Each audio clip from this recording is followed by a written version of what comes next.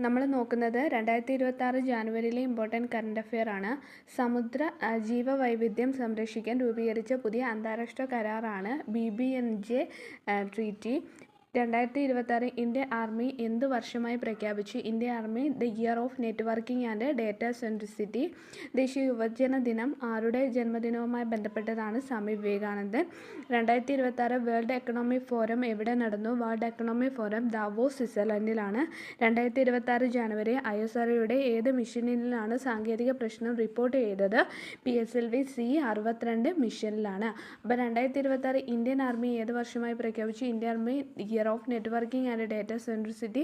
ദേശീയ യുവജന ദിനം സ്വാമി വിവേകാനന്ദൻ്റെ ജന്മദിനവുമായി ബന്ധപ്പെട്ട് 2026 വേൾഡ് എക്കണോമിക് ഫോറം എവിടെ നടന്നു?